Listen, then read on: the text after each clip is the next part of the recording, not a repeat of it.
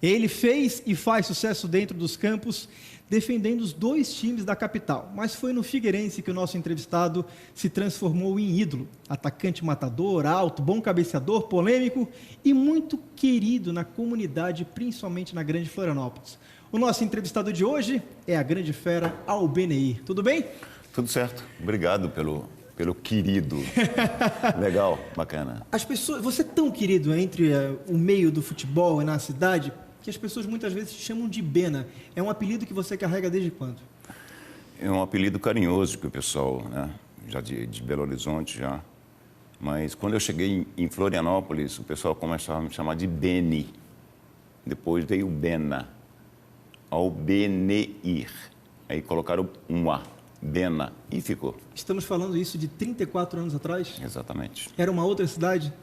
Totalmente diferente, né? Totalmente diferente. Mas continua valendo a pena. A sua história do futebol é como a maioria dos jogadores de uma infância humilde e que encontrou no futebol um caminho para a vida? Sim, sim. Batendo aquela bolinha no meio da rua, alguém passa e dá uma espiada, dá uma olhada e se interessa, leva para um clube para fazer um teste, uma avaliação. O famoso peneira? É a famosa peneira, né? Esse garoto fica é aprovado, fica. E daí para frente é só ter luta, ter vontade e um pouco de talento. Qual é o clube que você começou lá em Minas Gerais? Eu comecei no Cruzeiro de Belo Horizonte. No Cruzeiro de Belo Horizonte, e depois eu fui para uma filial do Cruzeiro chamada ESAB, Eletrosolda Autógenas Brasileira. Era de um sueco. E como o Cruzeiro tinha muitos jogadores na época, então emprestava esses jogadores, né? E eu saí do Cruzeiro, do ESAB em 1977, para tu ver o quanto eu sou antigo. Eu tinha 1 aninho de idade. Pois então, em 77 eu fui para Manaus, jogar no Nacional de Manaus, o meu primeiro campeonato brasileiro.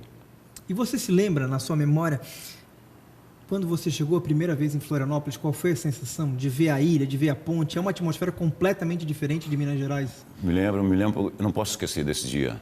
Não posso esquecer porque eu comecei a capotar em Curitiba e terminei a capotagem em Santa Catarina.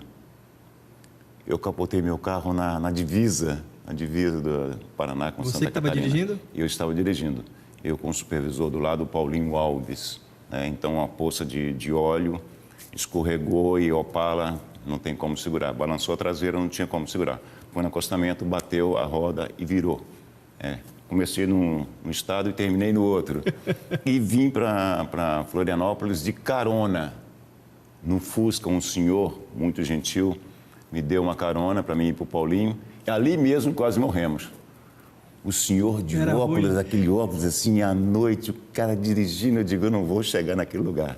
Chegando bem distante de Florianópolis, onde dá para enxergar a cidade, eu olhei aquelas luzes amarelas assim, e eu digo, não fico aqui 15 dias.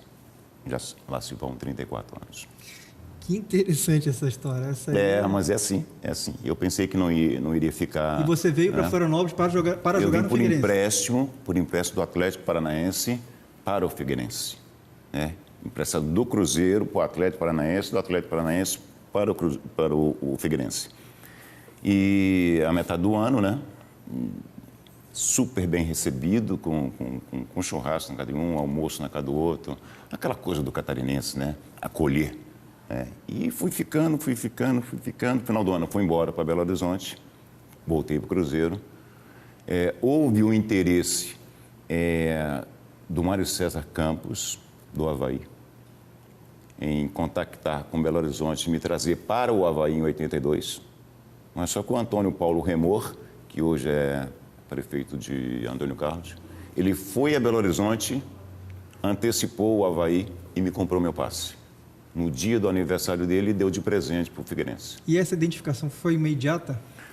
Foi muito imediata, né? Foi muito imediata porque, assim, eu nunca me considerei um craque na minha vida, mas aquela coisa da empatia com o torcedor, de não ter bola perdida, de não ter zagueiro de cara feio, não ter isso, levou aquela química com a torcida.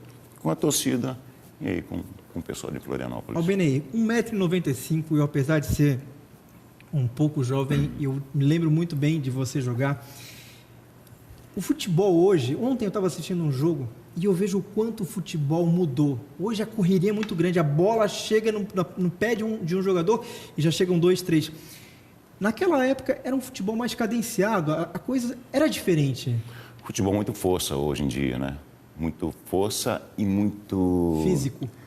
Tático, muito tático. Né? Naquela época, a gente tinha muito mais craques de futebol.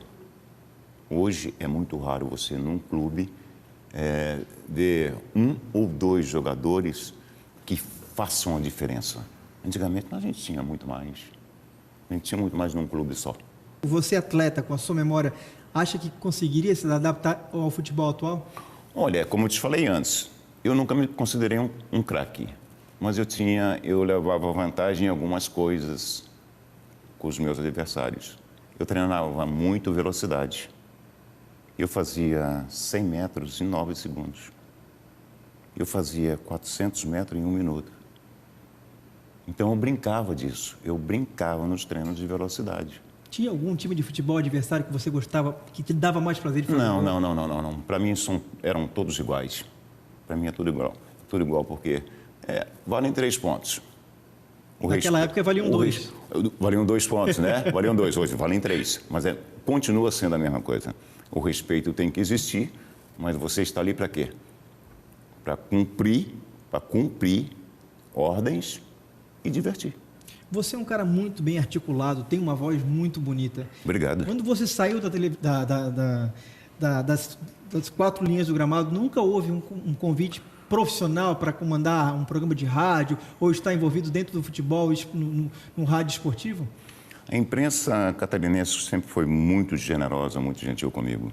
Então, depois que eu parei, eu recebi vários convites para fazer um comentário numa rádio, numa televisão, aquela coisa toda, mas nunca levei muito a sério, né?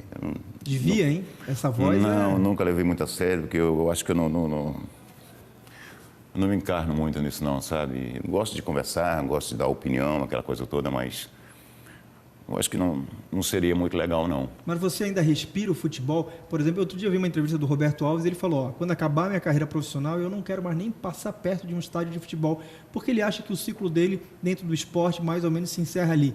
Você sente saudade daquela época, do clima de vestiário, dessa emoção, dessa magia que o futebol causa entre as pessoas? De repente, até parar de ir aos estádios é legal, é bacana. Mas deixar de ouvir, deixar de assistir, olha, está no sangue, né? É uma vida toda dentro do futebol. Então, se você largar de uma vez, você vai sentir muita falta e pode ter algum problema, né? O que não dá saudade é aquela história de dormir com outro colega dentro do quarto de hotel, essa disciplina. Isso aí deve ser uma coisa fantástica. Saudável, mais, cara, né? uma coisa muito saudável, muito gostosa. Existem muitas histórias do cara ficar e fugir da concentração. Hoje em dia é muito mais difícil isso acontecer, né? É muito mais difícil, mas dizem que ainda acontece. O Obenei fugia muito da concentração? Não. Eu, na concentração, eu dormia era demais. É mesmo? Eu dormia era demais. É bom de cama? Gostava, muito bom de cama. Então, com a televisão do lado, é um espetáculo. A televisão, uma garrafa de café, acabou-se. Aprendi a ler, me reeducaram a ler, que Deus o tem, Geraldo Damasceno, que veio do Atlético Paranaense para o Figueirense, foi meu treinador no Atlético Paranaense. Então, esse cara que me colocou dentro da leitura. Ele me ofereceu um livro para ler. Hoje a gente vê, Albenei, muita conexão do futebol com religião. O jogador muitas vezes faz o gol e agradece a Deus, coloca a história de Deus acima de qualquer coisa, de qualquer elemento, mesmo que sejam fundamentos básicos como treinamento, como força tática. Como é que você vê essa união entre esporte e religião, que hoje é tão aflorada nos gramados, principalmente aqui do Brasil? Eu respeito todas. Diz a brincadeira, né? O campeonato baiano terminaria empatado, aquela coisa toda. Então, eu respeito todas. Eu mesmo, muitas e muitas vezes, quando se fazia uma oração dentro do vestiário, eu ia para o meu canto, num cantinho, fazia minha oração, né? para que ninguém se machucasse, nem dentro, nem fora de campo. E pronto, acabou, isso deu. Agora, tem gente que gosta de dar as mãos e gritar e tal, aquele negócio todo. Tudo bem, a gente tem que respeitar. Mas eu, assim, ó, é trabalho, é competência. Deus está ajudando a todos. Um poder superior ajuda a todos. É competência, é trabalho.